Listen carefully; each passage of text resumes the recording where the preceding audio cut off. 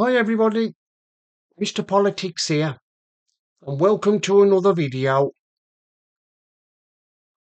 Number 10 and number 11 Downing Street should be worried, or should I say rattled, by the latest findings by the International Monetary Fund. Of course, they brought out a report last week about how our economy is going to go for next year.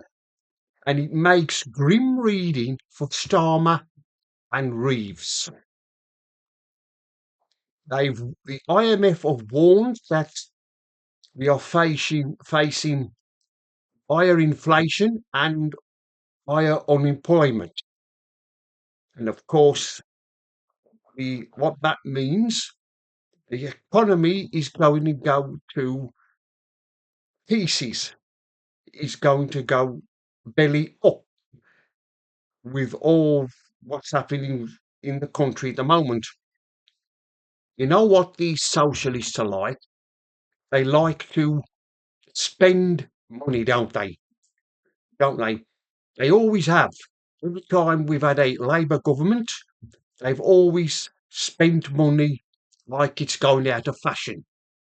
They've always been the same. They've always been spent on a gun. They always seem to go on a mad spending spree. Well, it looks like it's going to backfire on them, according to the IMF, who, like I've said, brought out a report last week what's going to happen. And especially we are members of the G7. And some of the G7 countries are doing better than us. It's like I've said, this always happens when we have a socialist government, a Labour government.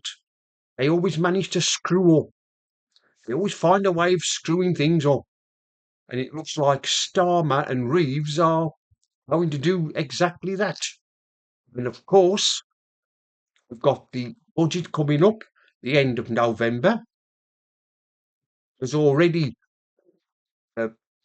one or two things a lot of things in there that's not going to make everybody happy.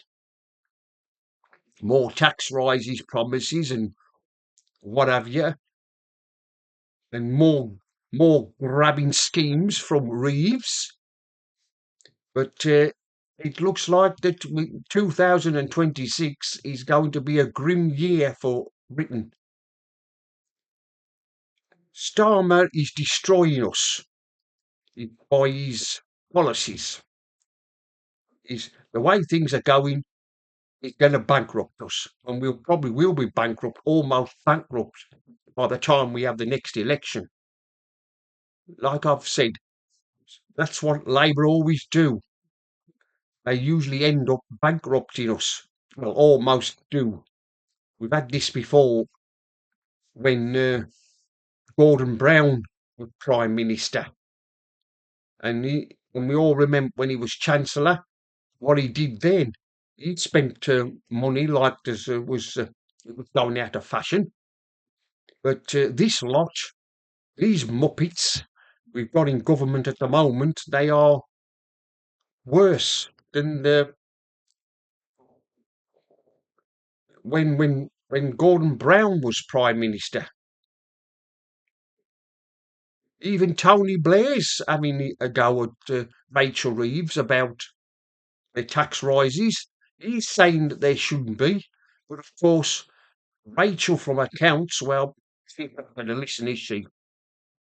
She's going to present her budget at the end of November, and everybody's waiting with bated breath to find out what's in it. I mean, we all know what happened last year's disastrous budget, how it's all turned out. So you can expect next year to be not a very good year financially for this country, thanks to Starmer and Reeves and their incompetence and their stupid policies they're now pursuing. No wonder we've got no money. We've got to keep paying for all these migrants that keep arriving we've got to find the money to put them into hotels and what haven't they? And other things the governments waste money on. I mean, look at net zero. Old Ed Miliband's dream of net zero. That's costing a fortune. And there's other things as well. The money's got to be found to pay for. And we're supposed to have left the EU. What we're doing now is giving them money. Nearly 40 billion of money, taxpayers' money for the EU when we're not even members anymore. This is this is what socialists do. They can't do anything right. I mean, wouldn't it be wonderful if we lived in a world that there was no socialists? No socialists. Wouldn't it be wonderful if it was to happen?